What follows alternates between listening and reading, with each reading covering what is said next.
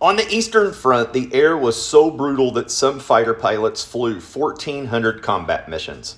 One of them, Erich Hartmann, claimed 352 aerial victories, making him the highest scoring fighter ace in history. Loved by his comrades, feared by his enemies, and later imprisoned by the Soviets for a decade. This is his story. If you want more ace profiles from all sides of World War II, hit like, subscribe to Warbird Chronicles, and let's roll into combat with Erich "Booby" Hartmann.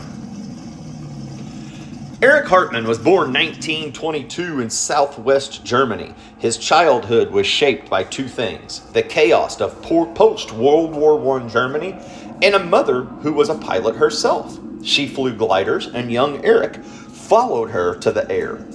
As a teenager, he joined a gliding club, learning how to fill lift, manage energy, and fly without an engine. Skills that would later translate directly into dogfighting. When the Luftwaffe expanded in the late 1930s, it was a natural step. Hartmann entered pilot training and, like many future aces, showed natural talent and strong stick and rudder skills.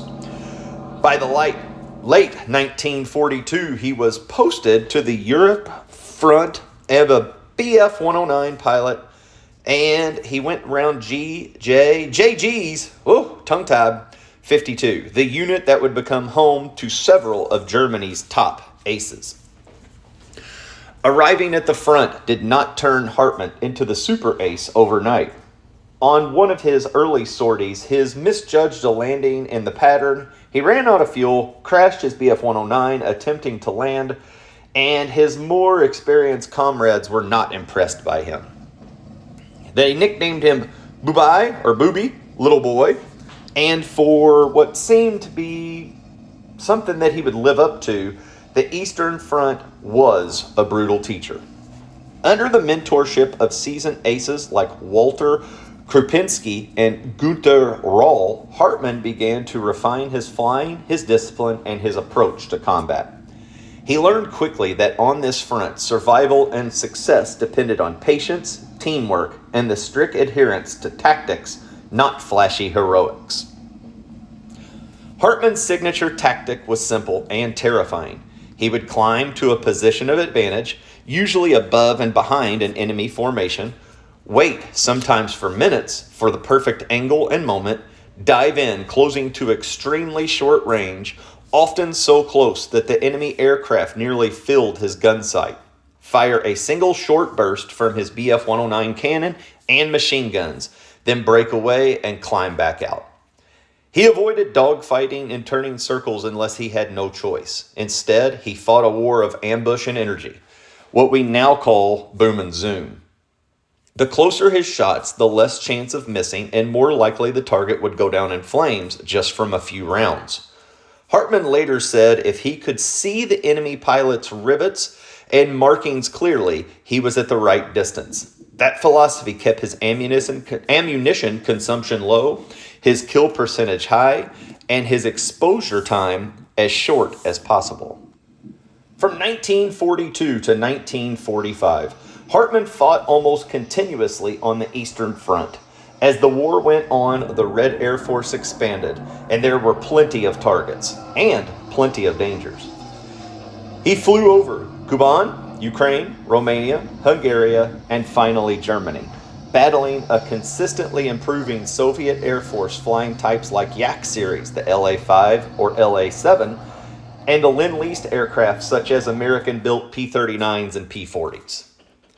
Hartmann's tally rose slowly at first, then accelerated as his experience and confidence grew. He often flew multiple sorties per day, sometimes claiming victories all in one day, several at a time. By the summer of 1944, his score had passed 200, and by early 1945, it was over 300. His final official total? 352 confirmed aerial victories in around 1,400 combat missions, all on the Eastern Front, all while flying essentially one family of aircraft, the Messerschmitt Bf 109. It's a number unlike ever to be matched. due to the difference in how the war was fought, how kills are credited, and how long pilots remain in frontline service today.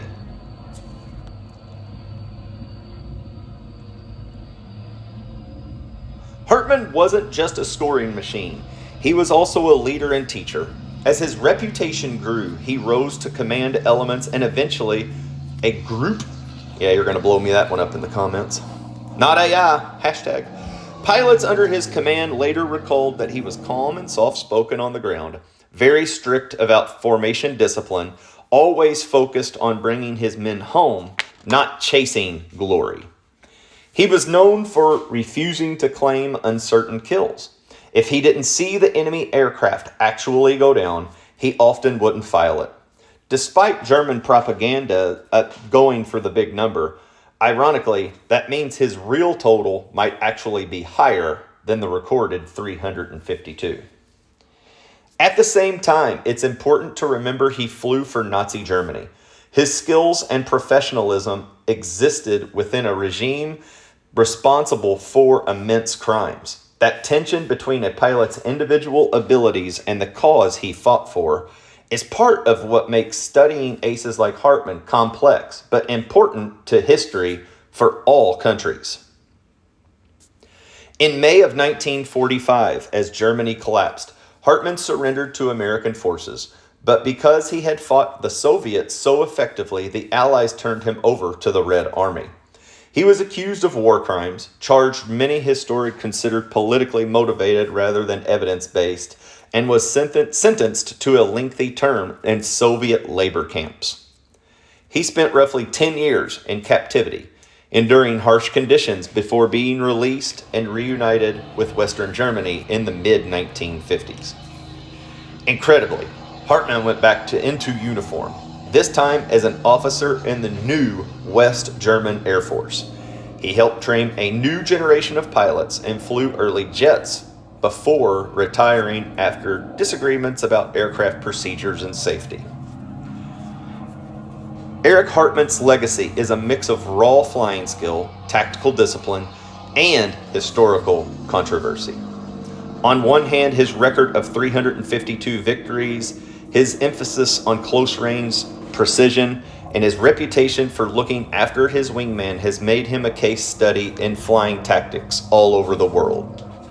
However, on the other hand, his story is inseparable from the regime he fought for and the devastation of the Eastern Front.